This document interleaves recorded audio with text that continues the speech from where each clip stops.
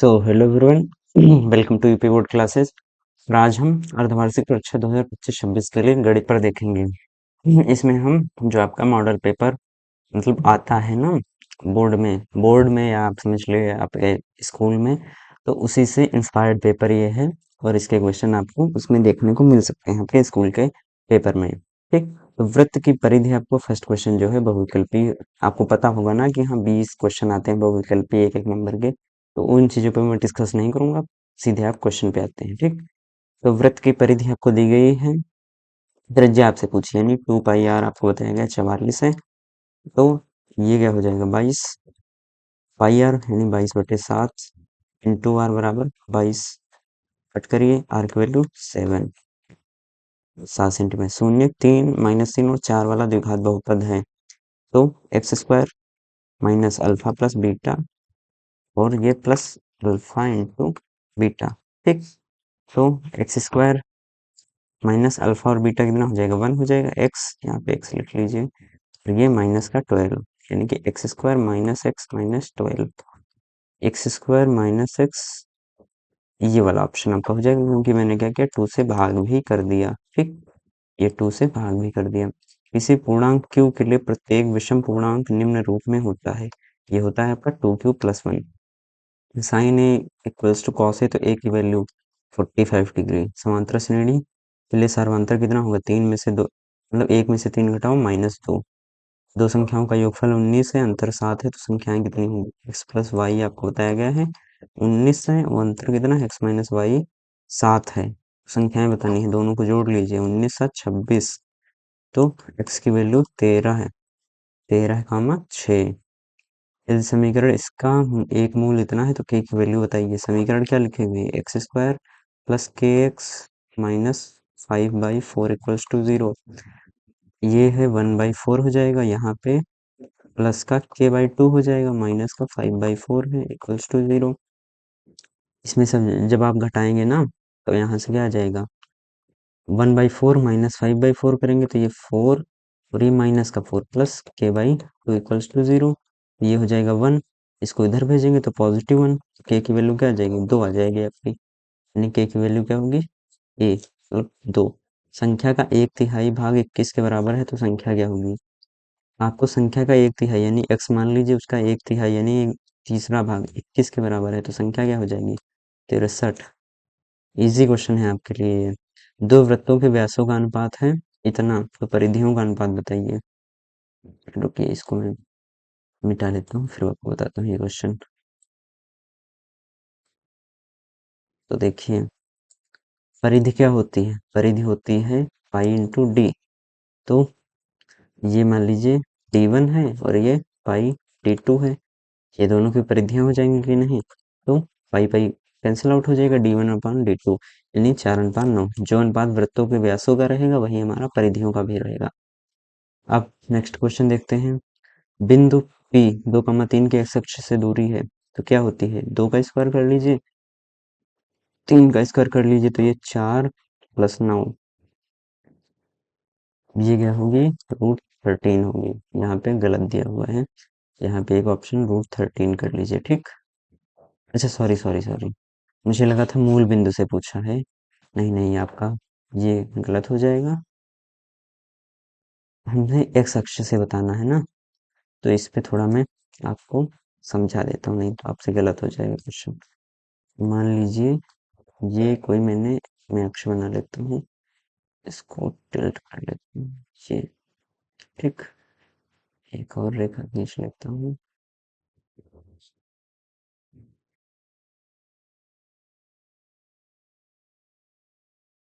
सही, ठीक।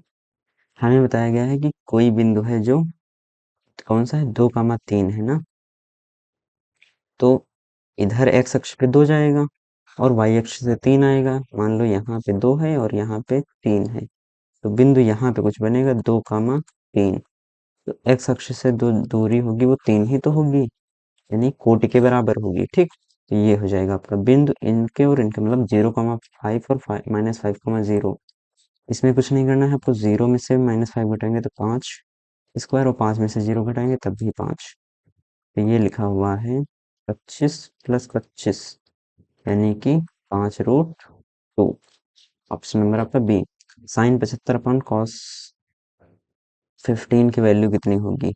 तो ये होगी आपकी 1। कैसे होगी? साइन 75 लिख लीजिए और नीचे कॉस 15 को हम लिख सकते हैं साइन 90 माइनस 15। इसकी वैल्यू 75 हो जाएगी, दोनों कट के 1 आ जाएंगे।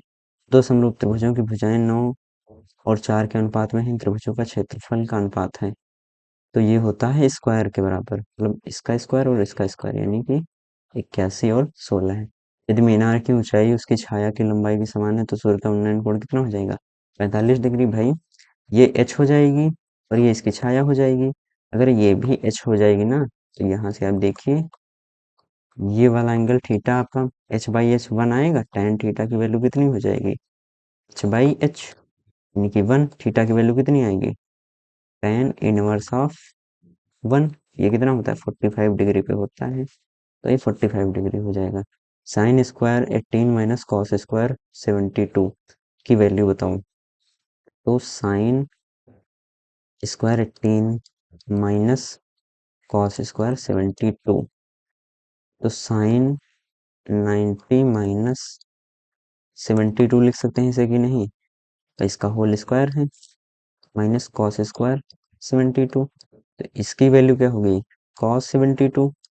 इसका स्क्वायर करेंगे तो ये आ जाएगा, यही इसमें से घट जाएगा, यानी इसकी वैल्यू 0 आएगी। दो गोलों के आयतन का अनुपात इतना है, उनके पृष्ठीय क्षेत्रफलों का अनुपात कितना होगा? तो जो गोले का आयतन होता है वो आर क्यूब के समानुपाती होता है ना, ये होता है, यानी कि आपका V1 बटे V2 हो जाएगा आपका R1 और R2 के क्यूब के समानुपाती। एक कितना दिया गया? 64 और 27। और यहाँ पे R1 और R2 का क्यूब, यानी इधर जब आप क्यूब रूट लेंगे तो ये आ जाएगा आपका 4 और 3। ये हो जाएगा R1 और R2 का अनुपात। और जो आपका पृष्ठीय क्षेत्रफल यानी A1 और A2 होगा, इसका अनुपात होता है R1 और R2 के स्क्वायर के बराबर, मतलब इसका होल स्क्वायर। इसकी वैल्यू कितनी आ जाएगी? R1 का स्क्वायर कितना है? 16 है और नीचे 9, यानी कि 16 है और 9 का अनुपात। मैं मिटा लेता हूँ, फिर आपको अगले क्वेश्चन बताती हूँ। ठीक, एक सुराही संयोजन होता है, तो आपकी जो सुराही होती है कुछ इस आकार की होती है, ये ऐसे और नीचे आपका गोला। तो ये होता है एक गोला और एक बेलन। ठीक, देखो ये बेलन हो गया और ये एक गोला हो गया। इसकी माध्यिका कितनी होगी?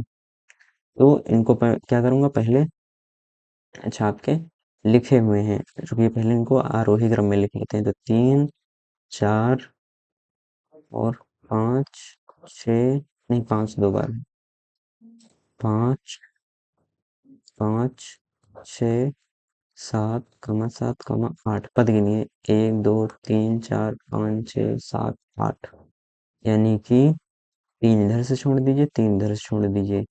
ये कितने बने? 6 5 11। आई थिंक आपका, अगर मैं इसको हटा दूं और इसको हटा दूं, तो ये 3 4 5 6 7 8, तब भी आपका इन दोनों का एडिशन करके ही, तो इसमें ऑप्शन आई थिंक गलत दिए हुए हैं। इसमें होगा 11/2, यानी कि 5.5 होगा इसका आंसर, यही होगा। ठीक, यहाँ पे लिख लीजिए 5.5, ये होगा आपका आंसर। निम्न में से किस घटना की प्रायिकता नहीं हो सकती है? ये हो सकती है, ये हो सकती है, ये हो सकती है, ये नहीं हो सकती है, यानी कि ये आपका सही आंसर होगा। ठीक है, ये प्रायिकता हो सकती है, ये नहीं हो सकती, क्योंकि क्वेश्चन में पूछा है नहीं हो सकती, ये वाला आपका आंसर हो जाएगा। अब ये पूछा गया है इसकी एक्स वाई अक्ष से दूरी, यानी कि भुज के बराबर होगा -3। ठीक, चलिए नेक्स्ट क्वेश्चन देखते हैं। आपके जो वर्णनात्मक प्रश्न है, कोई 5 खंड हल करना है इसमें। तो एपी जो है 53 48 43 में 10वां पद कौन सा होगा? एपी आपकी क्या लिखी हुई है कि 53 48 43, ठीक, ऐसे ऐसे ऐसे लिखी हुई है। तो इसका डी निकाल लो, देखो डी कितना आ रहा है? डी आ रहा है हमारा -5। 48 में से 43 में से 48 घटाओ -5 आएगा, 48 में से 53 घटाओ, -5 आएगा। A10 हमें बताना है, A10 क्या होगा, A प्लस 9D। ए कितना है, 53 है, प्लस 9 इंटू माइनस का 5, तो ये 53 माइनस का कितना हो जाएगा, 45 होगा कि नहीं होगा, तो ये आ जाएगा हमारा 8। A10 कितना हो जाएगा हमारा, 8 हो जाएगा। ठीक, तो यहाँ पे इसका आंसर कितना हो जाएगा, 8 हो जाएगा। अब नेक्स्ट क्वेश्चन देखते हैं। यदि cos a बराबर 4/5 हो तो cos sin a into cos A plus ten square A का मान बताओ। तो cos a की वैल्यू कितनी है, 4/5 है। ठीक, cos a होता क्या है, आधार बटे कर्ण, यही तो होता है। तो इसका लंब कितना हो जाएगा, लंब हो जाएगा कर्ण स्क्वायर माइनस आधार स्क्वायर का अंडर रूट। तो कर्ण कितना दिया गया है, 5 दिया गया है, 5 स्क्वायर माइनस का 4 स्क्वायर। ठीक, तो ये कितना आएगा, आई थिंक 9 आएगा ना। तो 25 में से 16 जाएगा, 9 आएगा, तो ये कितना आ गया, 3 आ गया। तो लंब हमारा क्या हो जाएगा, 3 हो जाएगा। आधार कितना दिया गया, 4 दिया गया, कर्ण कितना दिया गया, 5 दिया गया है। तो साइन ए कितना होता है, sign A into cos A plus ten square A. Sign ए होता है लंब बटे कर्ण, यानी कि 3/5। कॉस ए कितना होता है, आधार बटे कर्ण, जो कि दिया ही हुआ है। और tan ए कितना होता है, लंब बटे आधार, यानी कि 3/4 का होल स्क्वायर। तो ये कितना हो जाएगा, 12/25। ये हो जाएगा 9/16। इसका आप एलसीएम निकाल लेना, और जो भी आएगा आंसर आप इसको ऐड कर लेना। अब तो ये आसान हो गया ना, इसके बाद तो कुछ करना नहीं बस केवल। अब इस पूर्णांक का अभाज्य गुणनखंड ज्ञात कीजिए। 139 900 सॉरी 13915 का अभाज्य गुणनखंड, मतलब इसके अभाज्य गुणनखंड कीजिए। ठीक, तो देखो, क्या ये 3 से कटेगा, 5 एक 6 और 3 एक 4, 6 4 10, 9 19। तो 3 से तो कटेगा नहीं, तो 5 से कटेगा। 5 दूनी 10, यहाँ पे 3 आएगा, 5 सत्ते 35, 4 आएगा, पटवट 40, 5 के 15। ठीक, तो ये 7 3 10, 8 18, 2 20, 3 से तो कट नहीं रहा, फिर ऊपर वाला ही नहीं कट रहा था। अभी 5 से भी नहीं कटेगा, 7 से देखो, 7 त्रिक 21, यहाँ पे बचेगा 6, 7 9 63, यहाँ पे बचेगा 5, 7 से भी नहीं कट रहा है। तो 11 से देखते हैं, 11 दूना 22, 5 आएगा, 11 पर हाँ 11 से कट रहा है। 11 दूना 22, 5 बचेगा, 11 पचे 55, 3 बचेगा, 11 तिया 33। फिर देखते हैं 11 से कट रहा है, 11 दूना 22, 3 बचेगा, 11 तिया 33। फिर ये क्या कटेगा, 23 से ही कट जाएगा। तो इसके अभाज्य गुणनखंड क्या हो जाएंगे, 5 इंटू 11 स्क्वायर इंटू 23। ये किसके अभाज्य गुणनखंड होंगे, 139 15 के। ठीक, अब 2, 3, 4, 1 बिंदुओं के बीच की दूरी ज्ञात करनी है। तो देखो, इसको पूरा मिटा दें फिर बताते हैं। इसमें वही दूरी वाला फॉर्मूला रखना है, बस आ जाएगा ये आंसर इसका। देखो, इसमें क्या करना है कि 2 - 4 का होल स्क्वायर प्लस 3 - 1 का होल स्क्वायर। ठीक, तो ये क्या होगा, 2 का स्क्वायर प्लस 2 का स्क्वायर। तो ये आ जाएगा 4 + 4। तो ये हो जाएगा हमारा 2 रूट। वो कैसे हो जाएगा, देखो 8 बनेगा कि नहीं बनेगा, तो 8 को मैं क्या लिख सकता हूँ, 4 × 2। तो वही तो आ गया, इसको बाहर निकाल गया, 2 के अंदर 2 बच गया। अब एक घन का आयतन इतना है, इसका संपूर्ण पृष्ठ ज्ञात कीजिए। तो घन का आयतन कितना होता है, ए क्यूब हमें दिया गया है 1331, यानी ए की वैल्यू क्या हो जाएगी, 1331 का क्यूब रूट। और ये कितना होता है, 11 का क्यूब, मतलब क्यूब होता है ना, तो इसका क्यूब रूट 11 आ जाएगा। नहीं, ए की वैल्यू मुझे पता चल गई 11 है, यानी एक भुजा की संपूर्ण पृष्ठ क्या होता है, 6a² यानी कि 6 इंटू 121, क्योंकि 11 का वर्ग 121 होता है। तो 6 कम 6, 6 दूनी 12, हाथ से लगाए 6 कम 6, 6 1 7। तो ये हो जाएगा 726 सेंटीमीटर स्क्वायर। ठीक, सिद्ध कीजिए √3 एक परिमेय संख्या है। कुछ नहीं करना है, √3 को p/q मान लेना है, और जहां पर बोल देना है कि p/q परिमेय है और p, q सह अभाज्य है, ठीक। सहभाज्य, ये इतना लिखना पड़ेगा, ठीक। इतनी चीजें लिख दोगे तो फिर इसका स्क्वायर कर दो, तो ये 3 आएगा, ये पी स्क्वायर बटे क्यू स्क्वायर हो जाएगा। 3 क्यू स्क्वायर बराबर में क्या लिख सकता हूँ, पी स्क्वायर लिख सकता हूँ कि नहीं लिख सकता हूँ, ठीक। यानी कि 3 जो है वो पी स्क्वायर को विभाजित कर रहा है, तो 3 क्या करेगा, पी को भी विभाजित करेगा। यानी कि मैं लिख सकता हूँ पी बराबर 3c। इसी तरीके से अब इसकी वैल्यू यहाँ पे रख दो, तो ये आ जाएगा 3 क्यू स्क्वायर बराबर 9c स्क्वायर। तो ये आ जाएगा क्यू स्क्वायर बराबर 3c स्क्वायर, आएगा कि नहीं आएगा। यहाँ से 3 क्यू को विभाजित कर रहा है, एक क्यू स्क्वायर को विभाजित कर रहा है, तो ये क्यू को विभाजित करेगा, तो क्यू को मैं क्या लिख सकता हूँ, 3d लिख सकता हूँ। तो यहाँ से p बराबर आ गया मेरा 3c, क्यू बराबर आ गया 3d। देखो दोनों में 3 कॉमन है कि नहीं आ रहा, यानी ये सहभाज्य तो हो नहीं पाएंगी। चूंकि ये सहभाज्य नहीं है, इसीलिए हमारा जो मानना था वो गलत था। क्या मानना था हमने कि ये दोनों मतलब ये परिमेय संख्या है, तो ये परिमेय संख्या नहीं है। इसको हम विरोधाभास से बोल सकते हैं कि परिमेय संख्या नहीं है, ठीक। अब नेक्स्ट क्वेश्चन देखो, कोई 3 खंड हल करना है। द्विघात समीकरण का विविक्त कर ज्ञात कीजिए, मूलों का योगफल तथा गुणनफल ज्ञात कीजिए। तो इसका विविक्त कर क्या होगा, d बराबर होता है हमारा बी स्क्वायर माइनस 4ac। तो b कितना है, माइनस का 4 है, तो इसका स्क्वायर कर दो।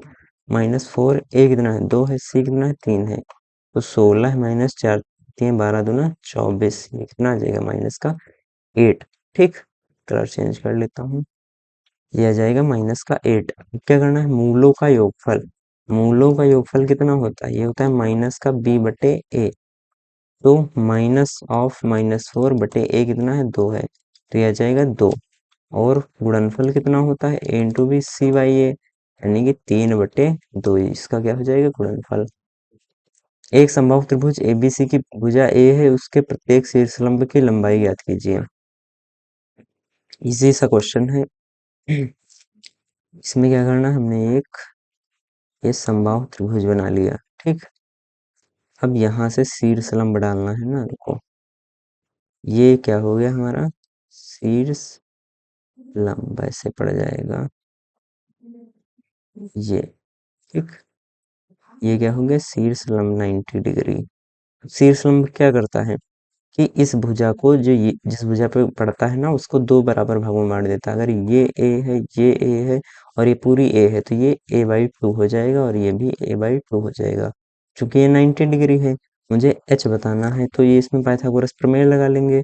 तो ए स्क्वायर यानी कि एक कर्ण होगा ना, इसका स्क्वायर बराबर होगा h स्क्वायर प्लस a/2 का होल स्क्वायर। तो ए स्क्वायर बराबर होगा h square plus a square by 4। इसको उधर ले जाओ, तो A square minus A square by 4 बराबर आ गया हमारा h स्क्वायर के। तो ये हो जाएगा 3a² बाई 4 बराबर h स्क्वायर। h की वैल्यू आ जाएगी √3a/2, और यही सारे शीर्ष लंबों की लंबाई हो जाएगी, ठीक। अब नेक्स्ट क्वेश्चन देखते हैं।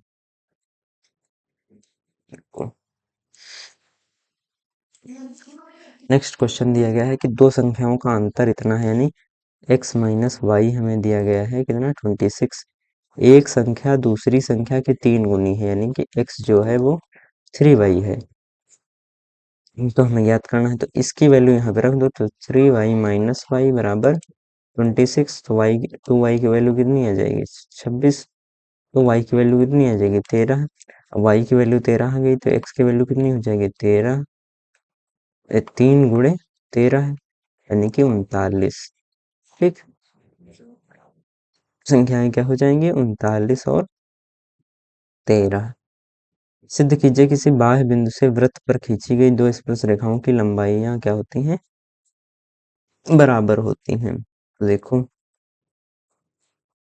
एक वृत्त बना लो ऐसे, इसको ऐसे बना लेते हैं और एक बाहर पॉइंट ले लेते हैं, चलो इसी के केंद्र से लेते हैं ना।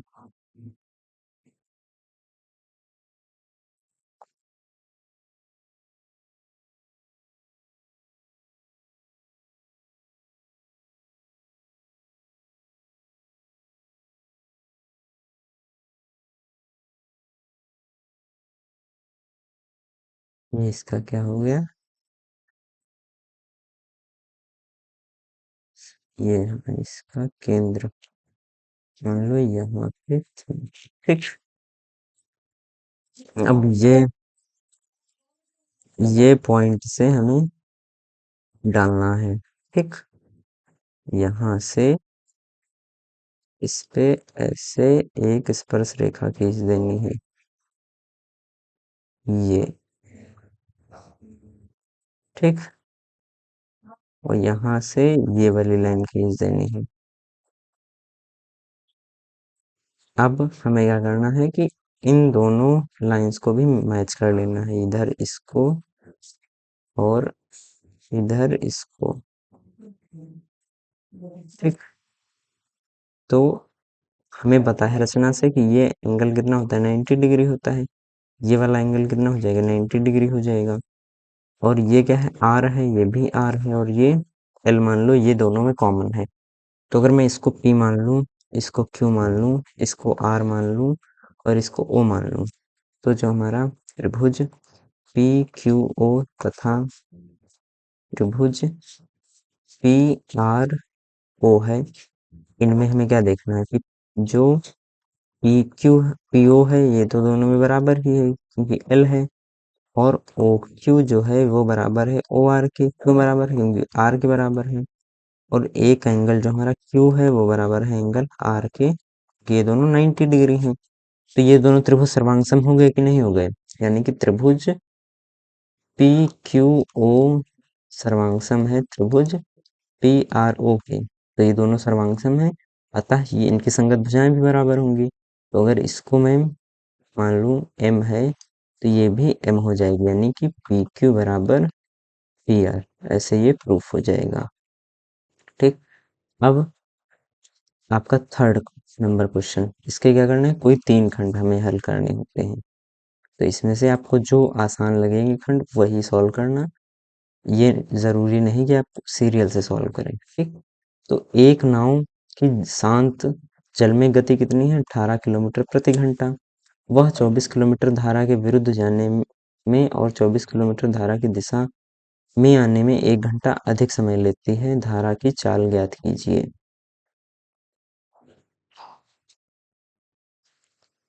तो ये होगा कि 24 किलोमीटर धारा के विरुद्ध जाने में और 24 किलोमीटर धारा की दिशा में आने पर 1 घंटा अधिक समय लेती है धारा की। इसमें ये चीज होगी कि जैसे ये कोई नदी बह रही है ऐसे, ठीक। और इसमें कोई ये धारा की चाल है और इसमें कोई ये नाव है ऐसे जा रही है। ये कितनी दूरी जा रही है, 24 किलोमीटर जा रही है। इसको टाइम कितना लग रहा है, टी लग रहा है। ये उतने ही किलोमीटर वापस आ रही है, लेकिन अब इसे टाइम कितना लग रहा है, t+1, क्योंकि आने में, क्योंकि धारा तो ऐसे बह रही है, इससे वापस आने में ज्यादा समय लगेगा कि नहीं, क्योंकि इसकी गति क्या हो जाएगी, कम हो जाएगी। तो मान लो कि जो आपकी रिवर की चाल है उसे मैं वी आर बोल देता हूँ, और इसकी तो वी जो बोट है वो तो हमें दी गई है, कितनी है, 18 किलोमीटर पर आवर। तो जब ये धारा की दिशा में जाएगी ना, तो इसकी v कितनी हो जाएगी, v हो जाएगी total v b plus V R. ये कितनी हो जाएगी, 18 प्लस वी आर। टाइम क्या होगा, टाइम होगा d बाई वी। तो t हमें निकल के आएगा 24/18 प्लस वी आर। अब जब वापस आएगी तब क्या होगा, तब हमारी v हो जाएगी, v डैश बोल दो, ये हो जाएगी v b minus V R, ठीक। तो ये कितनी हो जाएगी, 18 माइनस वी आर। अब टाइम कितना होगा, टाइम होगा हमारा, मतलब टी डैश होगा t+1 के बराबर। टी डैश कितना निकल के आएगा, वी डैश डी अपॉन में वी डैश, ठीक। ये t+1 के बराबर, डी कितना है 24 है, वी डैश कितना है 18 माइनस वी आर है, और ये किसके बराबर है, t+1 के। यहाँ पे देखो, अगर मैं टी की वैल्यू, ये 24/18 प्लस वी आर है ना, और यहाँ पे टी की वैल्यू मैं रखती हूँ 24/18 plus 18 minus V R, sorry sorry, ये होगा हमारा,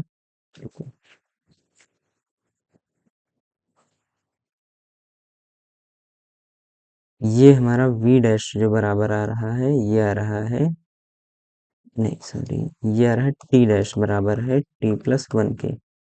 तो अगर मैं यहाँ पे तो मिट गया ना, ये होता है डी बाई वी, वी की वैल्यू इतनी आ गई। तो टी डैश कितना निकल के आया है 24/18 माइनस वी आर, और ये कितना निकल के आया है 24/18 plus V R plus one. तो क्या करना है अब हमें, दोनों इक्वेशंस को सॉल्व कर लेना है। इधर देखो इसको मिटा देता हूँ, इधर सॉल्व करते हैं। तो देखो ये लिखा हुआ है 24/18 माइनस वी आर, और इधर ले आओ तो ये लिखा हुआ है 24/18 प्लस वी आर बराबर वन। तो 24 कॉमन ले लो, ये 18 plus V R minus 18 minus V R हो जाएगा, और नीचे कितना बचेगा 18 का स्क्वायर माइनस वी आर का होल स्क्वायर बराबर वन। तो 24 और ये जब घटाओगे ना तो ये 18 कैंसिल आउट हो जाएगा, और ऊपर कितना बचेगा 2 वी आर, नीचे कितना बचेगा 18 स्क्वायर माइनस वी आर का होल स्क्वायर बराबर वन। ठीक, ये भी मिटा लो। तो अगर यहाँ से देखो तो इसको अगर उधर में भेज दूँ तो ये लिखा हुआ 48 वी आर बराबर 18 स्क्वायर माइनस वी आर का होल स्क्वायर।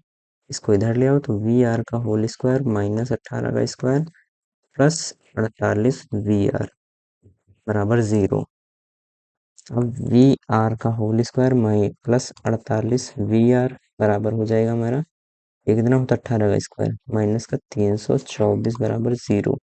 अब इसके दो वैल्यूज निकाल लेना, आप इक्वेशन बना ही दी है, और वहां से जो आपकी पॉजिटिव वैल्यू आएगी वो हमारी क्या हो जाएगी, धारा मतलब धारा की चाल हो जाएगी। ठीक, वी आर के टर्म्स में आ गई इक्वेशन, इसको आप सॉल्व कर लेना और आपका आंसर आपको मिल जाएगा। ठीक, इसके आप पहले गुणनखंड कर लेना 324 के, और उनसे ऐसा उन्हें जोड़ना घटाना कि 48 बन जाए। अब दो क्रमागत धनात्मक पूर्णांक ज्ञात कीजिए जिनके वर्गों का योग 365 हो। तो क्रमागत धनात्मक पूर्णांक क्या होंगे देख लो। पहला मान लेता हूँ मैं x है, और अगला क्या होगा x प्लस वन होगा, इनके वर्गों का योगफल 365 है ना, तो x square plus x plus one का होल स्क्वायर बराबर 365। ये x square plus one plus 2x बराबर 365, यानी कि ये 2x² प्लस 2x बराबर 364। दो से वो कर दो, भाग कर दो, तो एक्स स्क्वायर प्लस एक्स बराबर 2 2 2 16 2 2 4, यानी कि x square plus x minus 182 बराबर 0, ये होगा। ठीक, अब क्या करना है हमें 182 के गुणनखंड कर लेने हैं। 2 9 18 2 एकम 2 13 7 91, और 7 एकम 7 7 दूनी 14 माइनस 13, यानी x square plus 14x minus 13x minus 182 बराबर 0। x कॉमन ले लो, x प्लस 14 माइनस 13 कॉमन ले लो, x प्लस 14 बराबर 0। तो यहाँ से क्या आ रहा है x minus 13 x plus 14 equals to 0। ये तो होगा नहीं क्योंकि यहाँ से तो निगेटिव आएगी, यानी x की वैल्यू क्या आ गई 13 आ गई, तो ये 13 हो जाएगा, तो ये कितना हो जाएगा 14 हो जाएगा। ठीक, अब गा नंबर क्वेश्चन हमें देखना है। इसमें क्या है कि एक खोखला गोला जिसका आंतरिक और बाह्य व्यास 4 सेंटीमीटर और 8 सेंटीमीटर है, इसे पिघलाकर एक शंकु बनाया गया है जिसके आधार का व्यास 8 सेंटीमीटर है। शंकु की तिर्यक ऊंचाई ज्ञात कीजिए। तो मैंने जब भी बताया था कि किसी चीज को पिघलाकर किसी चीज में बदला जाए तो वो क्या करते हैं, V1 बराबर होता है V2 के। तो खोखला गोला जिसका आंतरिक और बाह्य व्यास इतना दिया गया है, तो आंतरिक त्रिज्या 2 हो जाएगी और बाह्य त्रिज्या 4 हो जाएगी ना। तो अगर इसका मैं आयतन निकालना चाहूँ तो ये होता है 4/3 पाई R1 cube minus R2 cube. ठीक, और ये किसके बराबर होगा, हमारे शंकु के आयतन के बराबर। इसकी त्रिज्या कितनी हो जाएगी 4 हो जाएगी, और शंकु आयतन कितना होता है 1/3 पाई R² एच ही तो हमें निकालनी है। अच्छा, शंकु की तिर्यक ऊंचाई तथा वक्रप्रस्थ, तो एच तो निकालना ही पड़ेगा, फिर हम तिर्यक ऊंचाई निकालेंगे। तो ये इतना चला जाएगा कि नहीं, तो 4 और R1 कितना है 4 है, तो इसका क्यूब कितना होता है, 4 का क्यूब 64 होता है, माइनस 2 का क्यूब 8 होता है, बराबर हो जाएगा, इधर आर कितना है, 4 है, तो ये हो जाएगा 16 है और एच। ठीक, तो 4 चौक 16 है और 64 में से 8 जाएगा तो बचेगा हमारा 56, तो 4h यानी कि 14 चक्कू 56। ठीक, तो एच की वैल्यू आ जाएगी 14 है, आर की वैल्यू यहाँ पे दी गई है 4, हमें तिर्यक ऊंचाई निकालनी है यानी एल। एल कितना होगा, 14 का होल स्क्वायर प्लस 4 का होल स्क्वायर, तो ये हो जाएगा हमारा 196 प्लस 16 है, तो 6 6 12 हाथ से लगा एक, 9 1 10 एक 11 हाथ से लगा एक, 212 रूट आ जाएगा। और इसका वक्र पृष्ठ कितना होता है, पाई आर एल, एल की वैल्यू रख देना, पाई और आर तो आपको पता ही है, तो ये वाला क्वेश्चन भी सॉल्व हो जाएगा। अब इसका घ नंबर क्वेश्चन देखिए कि 60 मीटर ऊंची एक मीनार की चोटी से एक मकान की छत तथा आधार के अनुमान कोण क्रमशः 45 डिग्री तथा 60 डिग्री है, उससे मकान की ऊंचाई तथा मीनार से उसकी दूरी ज्ञात कीजिए। मान लो ये कोई मीनार है और ये कोई मकान है। ठीक, ये इनके बीच की दूरी है और यहाँ से क्या, ये मान लो एक मैंने काल्पनिक रेखा खींच ली है, तो ये बता रहा है कि इसके मकान की छोटी से मकान की छत तथा आधार के अनुमान कोण क्रमशः, तो ये 45 डिग्री बता रहा है और ये वाला जो बड़ा वाला एंगल है ना, ये आपको 60 डिग्री बताया जा रहा है, ये 60 डिग्री है। तो ये मैं मान लेता हूँ एच है। ठीक, और ये टोटल कितनी है, ये टोटल है 60, तो ये कितनी बचेगी, 60 माइनस एच। ठीक, ये 60 डिग्री बन जाएगा और ये भी 45 डिग्री बन जाएगा। चूंकि ये एच है, ये 45 है, तो ये एच हो जाएगा कि नहीं हो जाएगा, यानी कि ये एच हो जाएगा कि नहीं हो जाएगा, बिल्कुल हो जाएगा, होगा कि नहीं होगा। ठीक, अब हमें क्या करना है कि इसमें हमें tan 60 लगा देना है, लेकिन सॉरी सॉरी ये तो मकान की ऊंचाई तथा मीनार से उसकी दूरी याद कीजिए, ये एच मान लिया ना मैंने, तो ये इस त्रिभुज में देख रहा हूं मैं, टोटल 60 है ना। ओके, रुको, इसको मुझे एच मानना पड़ेगा, थोड़ा सा रॉन्ग हो गया, रुको देखो,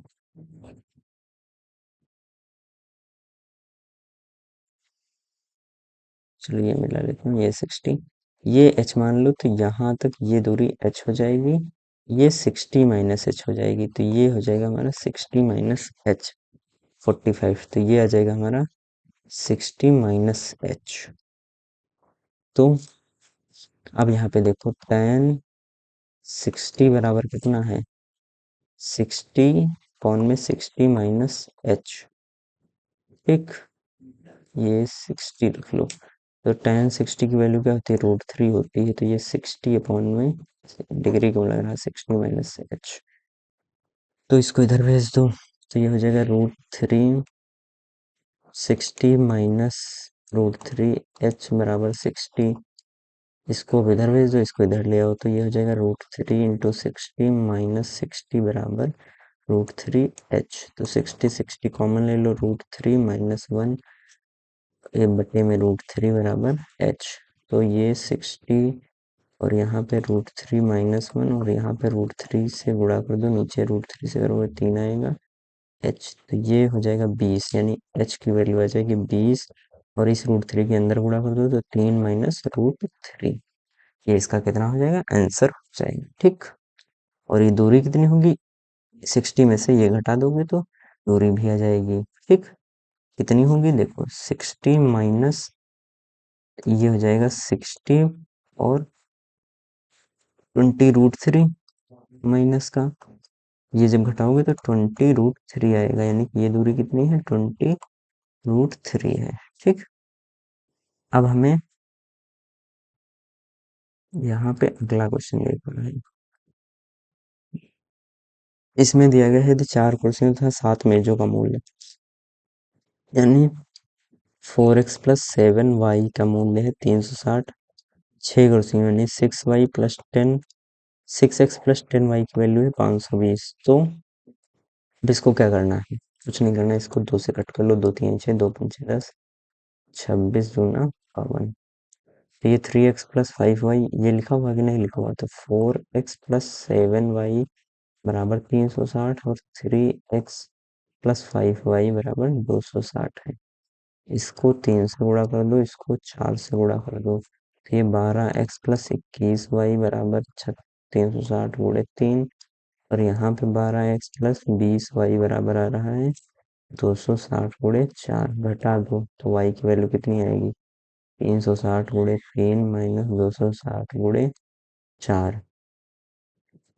तो y की वैल्यू देखो यहाँ से 10 को कॉमन ले लो, तो 36 तियाँ कितना होगा, 108 होगा, और माइनस 26 चुकू 6 चौक 24, 2 6, 6 चौक 24, 20 चौको से 6 चौक 24, 104।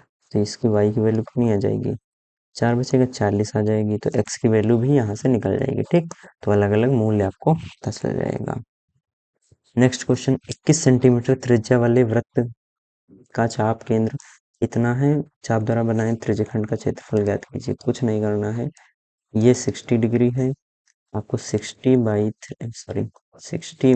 360 इंटू पाई r स्क्वायर कर देना है, यानी 1/6। पाई की वैल्यू 22/7 रख लो, चाहे 3/4 रख लो। ये 21, ये 21, 7 फिर 21, 3 दूनी 6, 2 11 ही हम 11, अब 11 गुणे 21 इसका क्या हो जाएगा, आंसर हो जाएगा। ठीक, ताश की अच्छी तरह फेंटी गई 52 पत्ती में एक ऐसा पत्ता यादृच्छा निकाला जाता है, इसकी प्रायिकता ज्ञात कीजिए कि निकाला गया पत्ता बादशाह होगा।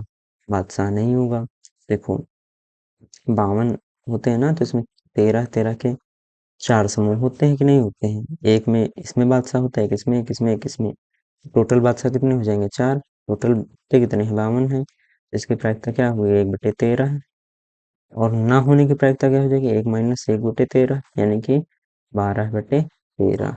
ये हो जाएगी हमारी पी ई, और ये हो जाएगी हमारी टी ई डैश। ठीक, एक लंबवृत्तीय शंकु की तिर्यक ऊंचाई इतनी है, यानी कि एल हमें बताया गया है 13 सेंटीमीटर है।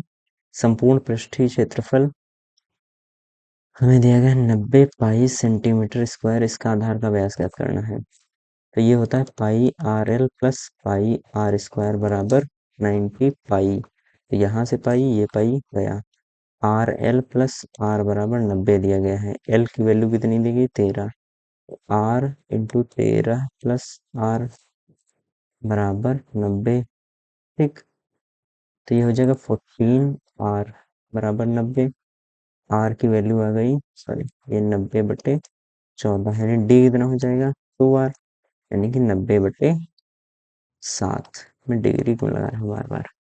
तो ये हो जाएगा हमारे आधार का व्यास। ठीक, आई होप आपको वीडियो समझ में आया होगा, पूरा मॉडल पेपर मैंने इसमें आपको करा दिया है। अगर आपको ये मॉडल पेपर अच्छा लगा सोल्यूशन इसका, तो वीडियो को लाइक कर दीजिए और चैनल को सब्सक्राइब कर लीजिए। Thank you very much.